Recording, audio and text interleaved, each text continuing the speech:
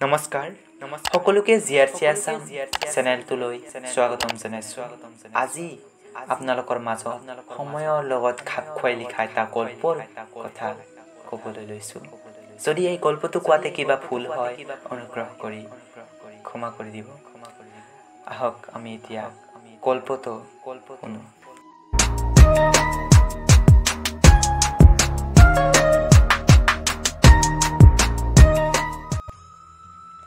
বিকাশ আৰু নিৰূপ নামৰ দুজন বন্ধু বহু ভিতৰুৱা গাঁৱত বাস কৰিছিল।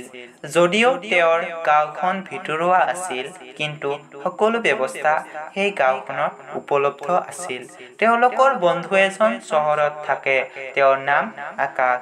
আকাশ গাঁও এৰি সৰুতে চহৰলৈ গৈছিল। এতিয়া চহৰতে থাকিবলৈ ল'লে। বিকাশ আৰু নিৰূপ গাঁৱতে থাকিলে। এদিন আকাশে বিকাশক ফোন লগালে আৰু কথা পাতিবলৈ ল'লে।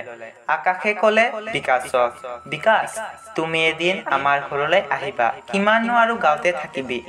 এনেতে বিকাশে উত্তৰ দিলে, যাম ৰবা, আগতে তুমি আহাচোন। সৰুতে চহৰত থাকিবলৈ ল'লি, এতিয়া নিজৰ গাঁওখনক পাহৰিলি। আকাশে উত্তৰ দিলে, গাঁৱতনো আৰু কি যাবি? গাঁৱত যাবলৈ মন নাই।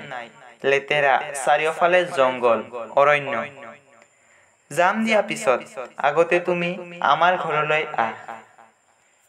বিকাশে মনটো দুখ কৰি ক'লে, হ'ব দিয়া, যাম। এনেকৈ এদিন বিকাশ আৰু নিৰূপ চহৰলৈ যাত্ৰা কৰিলে। চহৰলৈ গৈ বিকাশ কিবা এটা অনুভৱ কৰিলে। তেনেকৈ আকাশৰ ঘৰত গৈ পালে। আকাশে বহুত আনন্দত আছে, কাৰণ বহু দিনৰ মূৰত তেওঁৰ বন্ধু তেওঁৰ ঘৰলৈ গৈছে। বিকাশৰ মনটো কিবা ভাল লাগিল, কাৰণ তেওঁ বহু দিনৰ মূৰত চহৰলৈ গৈছে আৰু ইমান চহকী ঘৰত গৈছে।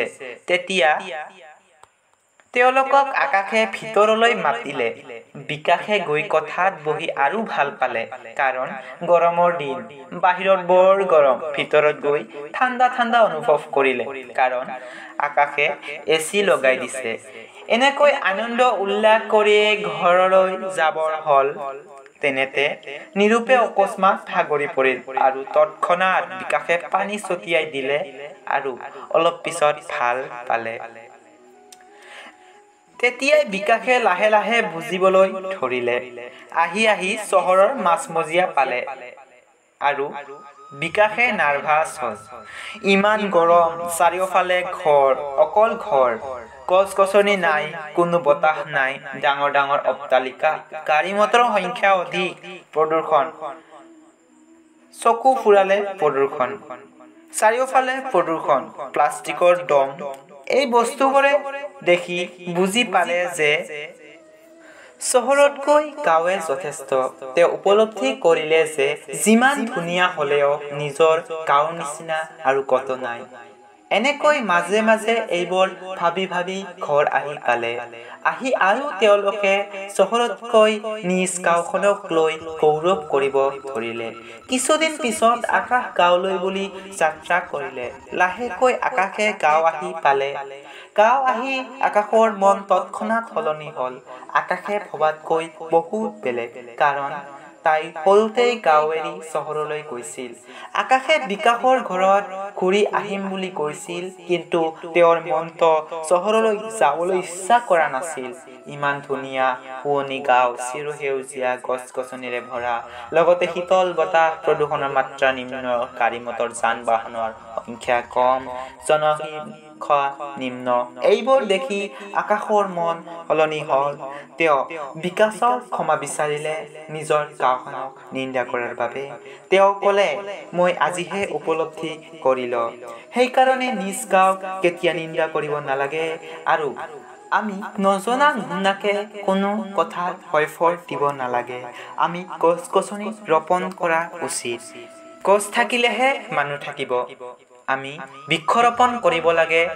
আমাৰ সমাজক, আমাৰ পৃথিৱীক প্ৰদূষণৰ পৰা মুক্ত কৰিব লাগে। বৰ্তমান যি কাৰ্বন ডাই অক্সাইড বৃদ্ধি পাইছে, তাক গ্ৰহণ কৰিবলৈ গছ-গছনিৰ সংখ্যা কমি গৈছে, হাবি জংঘলৰ সংখ্যা কমি গৈছে। হাবি জংঘল থাকিলেহে গছ-গছনি থাকিব আৰু তাৰ ফলত অক্সিজেনৰ পৰিমাণ হ্ৰাস পাইছে। অক্সিজেনৰ পৰিমাণ বৃদ্ধি কৰিবৰ বাবে আৰু কাৰ্বন ডাই অক্সাইডক হ্ৰাস কৰিবৰ বাবে আমাৰ হাতত এটাই উপায়, আমি গছ ৰোপণ কৰিব লাগে। আমি সকলোৱে একজোপাকৈ গছ ৰোপণ কৰিলে যথেষ্ট। এয়া নহয় যে অকল 20 জুনত বিশ্ব পৰিৱেশ দিৱসৰ দিনাই গছ ৰোপণ কৰিব লাগে। আমি যিকোনো সময়তেই গছ ৰোপণ কৰিব পাৰোঁ আৰু আমি আমাৰ সমাজক সুস্থ কৰি তুলিব পাৰোঁ। ধন্যবাদ।